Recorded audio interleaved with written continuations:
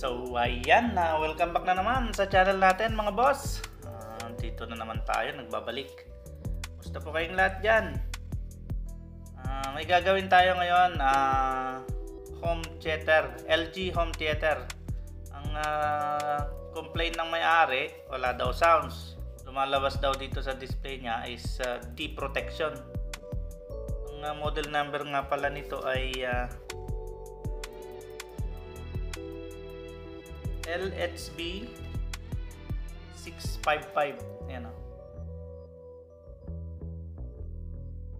So, check natin. Testing natin kung ano yung lumalabas sa display. Ayan, lumabas yung ilaw. Volume 60. Nakagawa na rin tayo dati nito. Same model. Ganito rin yung problema. Ayan o, deep protection. Hindi talaga tutunog yan. Lumalabo na yung display hanggang sa mawala na yan.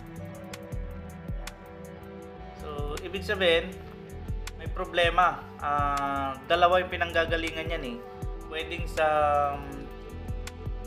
sa supply, walang supply yung amplifier, o pwedeng sa amplifier mismo yung problema. So, pwedeng sa power supply, pwedeng sa amplifier. Yan ang titingnan natin kung saan talaga yung problema. Sa power supply nga ba or sa amplifier.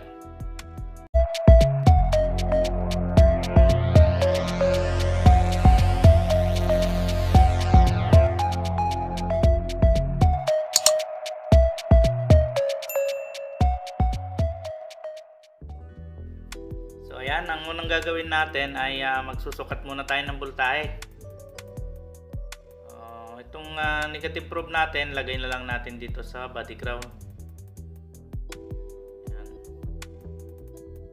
Tingnan natin kung may supply nga ba yung amplifier nya.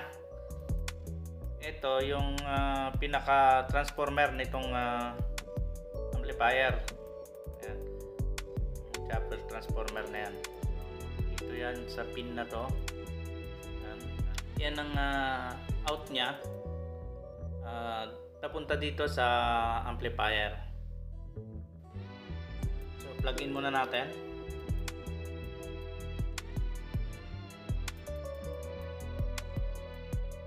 Set natin siya sa DC reading.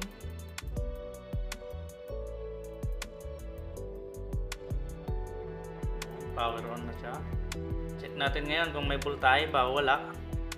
So yan, medyo mataas yung lumalabas na voltahe niya.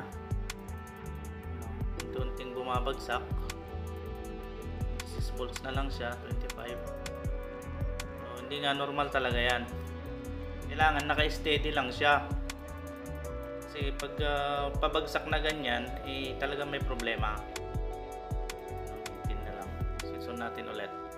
Yan, deep protection na siya. Switch on natin ulit.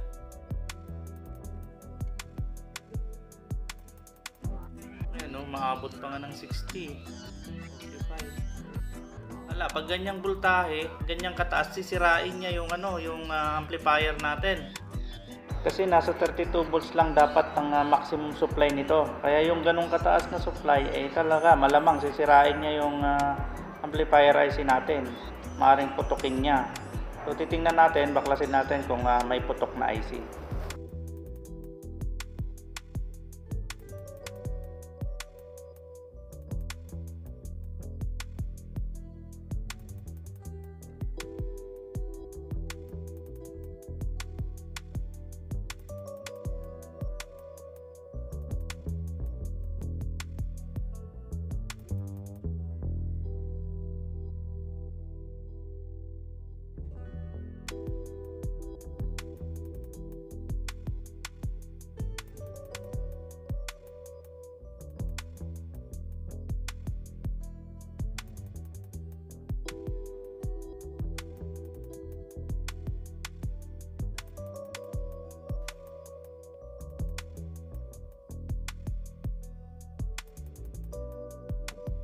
Ayan may bakat ng sunog. Ayan, putok.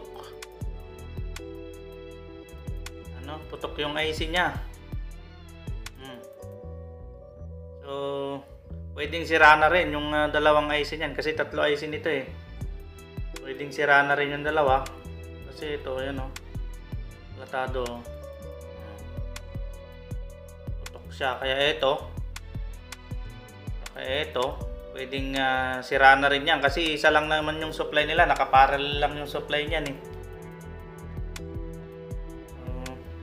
Ayan. Pero titingnan pa rin natin, check naman yan kasi sunog na, pero itong dalawa walang bakas ng sunog. So ayan, tatanggalin muna natin tong IC, yung sunog na IC na yan. Papalitan natin siya. Ang number nga pala ng IC na to ay TAS5612LA. Ito yung gagamitin nating pamalit. Meron po nito mabibili sa Shopee. Available po yan sa Shopee. So ayan, pull out muna natin tong IC nya. Tanggalin muna natin.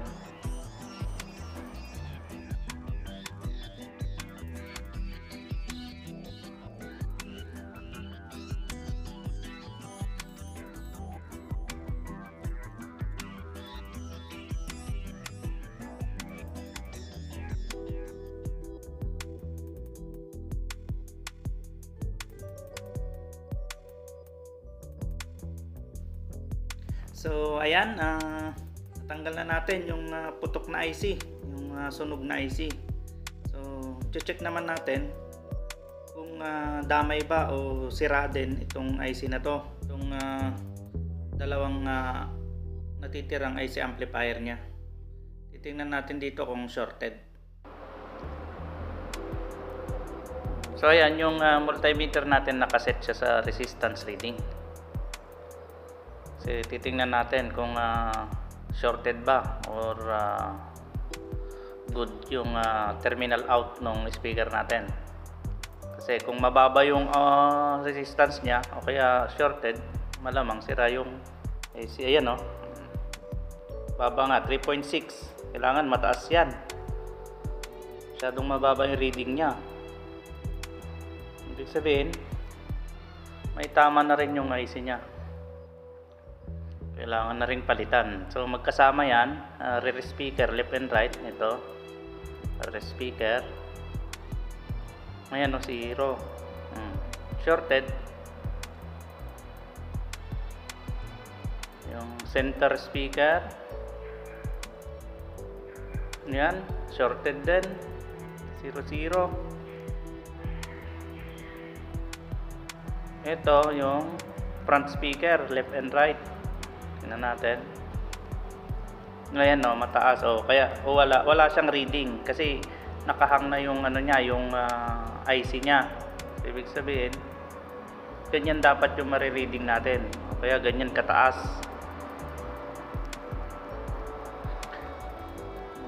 Meg or talagang wala tayong masukat. Ito sa buffer.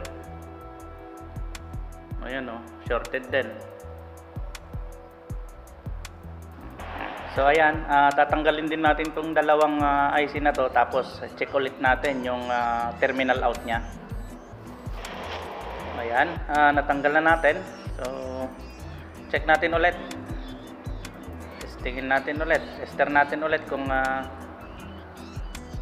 ganun pa rin or may nagbago.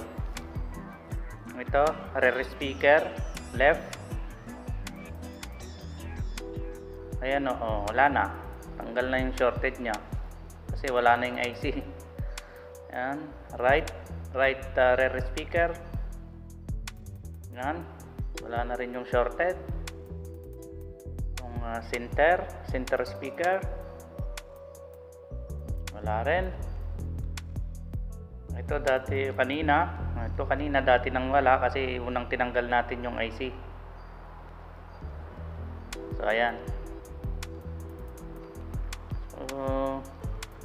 Sa IC nang gagaling yung nasusukat nating shorted kanina. Ito yung sa buffer. Ayan, malinis din. So wala nang shorted. Papalitan na lang natin tong tatlong IC na yan. So ayan, insenso tong ginagamit natin. So imbis na flux, ito yung ginagamit ko kasi parang mas maganda para sa akin to. Parang mas nami-maintain niya yung init niya, mas madaling kumapit yung pyesa. May in-upload na rin tayong video na kagaya ng model na to. Parehas din sila ng problema, lead protection din siya, pero ang sira naman nun ay sa power supply. Kaya pwede nyong balikan yon yung video natin na yon para may guide kayo kung ilan talaga dapat yung supply nitong amplifier IC na to. So, ilalagay ko na lang yung link sa description para mabalikan nyo yung video.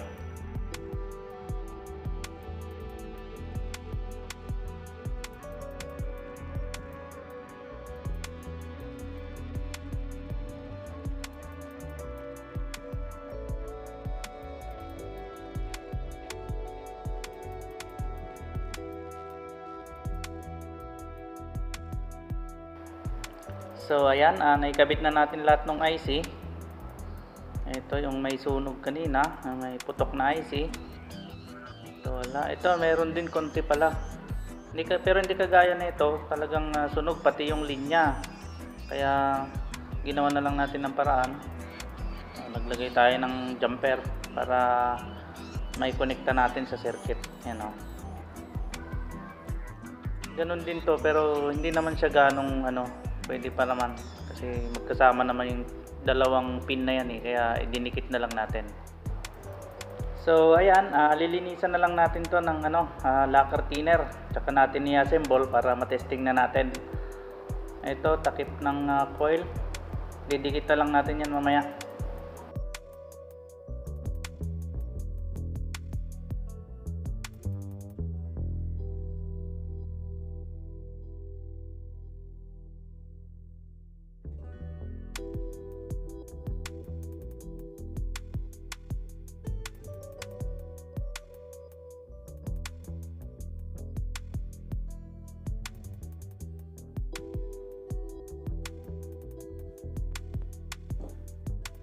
So ayan, linis na natin. So bago natin i-assemble, lagyan muna natin ito, thermal grease.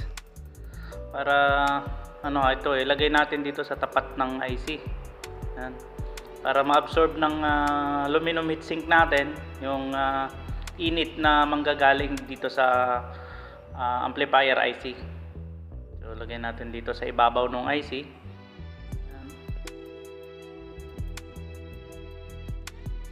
Kasi ito yung para mabilis matransfer yung init na nanggagaling sa IC papunta sa heatsink.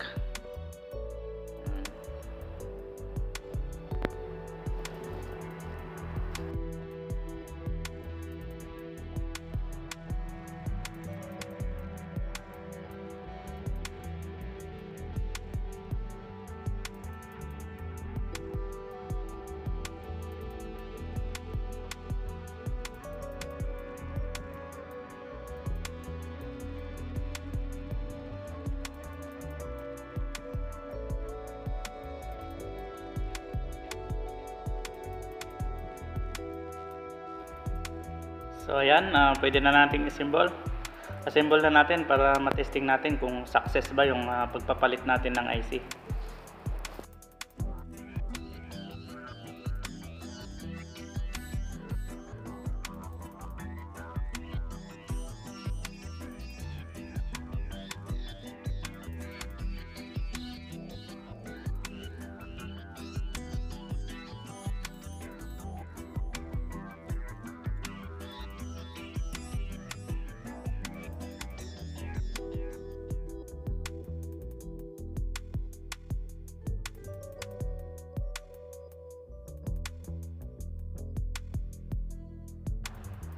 Yung sa power supply nga pala niya kanina na medyo mataas yung voltahe, na-repair na rin natin, hindi lang na ipakita sa video.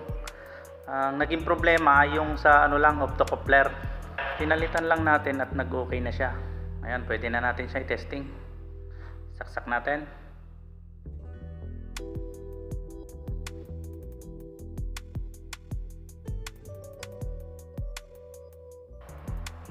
Ayan, hello, volume. kailangan hindi na siya magdi-protection. Yun, okay na siya. Bluetooth ready na. So sa IC nga lang, shorted yung IC kaya nagdi-protection. Try naman natin kung may sound na siya. Connect natin siya sa Bluetooth.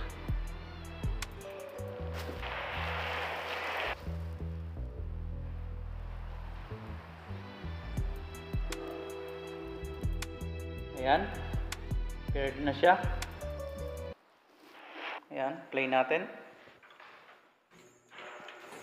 So lalagyan natin siya ng speaker. Tingnan natin kung may sound na siya.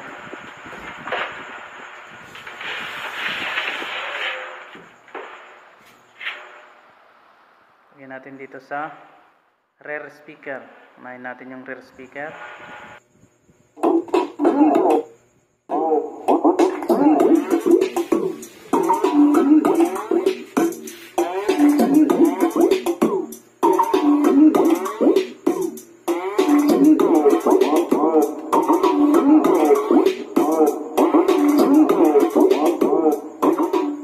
So ayan, okay naman yung sounds niya, malinis naman siya.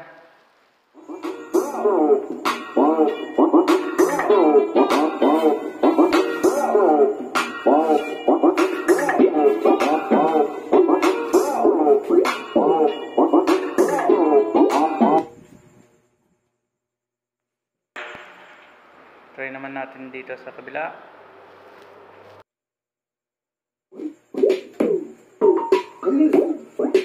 Yan, okay din siya. Dito naman sa center speaker.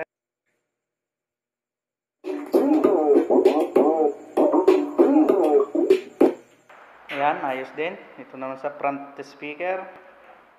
Left and right.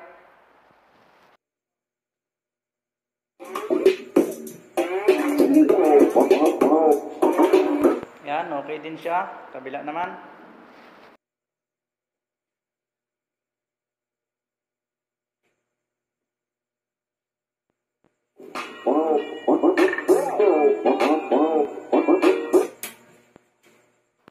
So, okay din. Try naman natin sa booper. Ayan, gumagana din.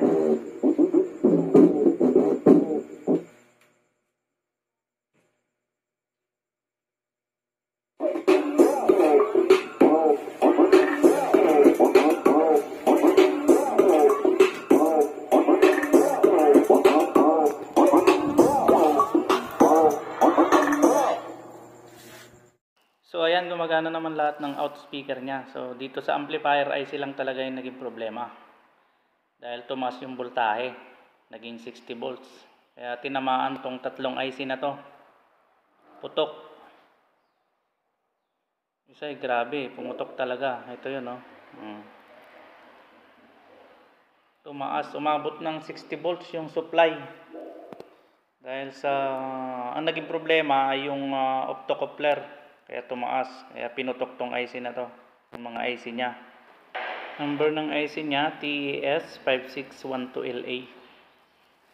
So ayan, pinalitan lang natin tong amplifier niyang tatlo, yung amplifier IC, tsaka inayos natin yung power supply, yung output niya, kasi 60 volts umaabot.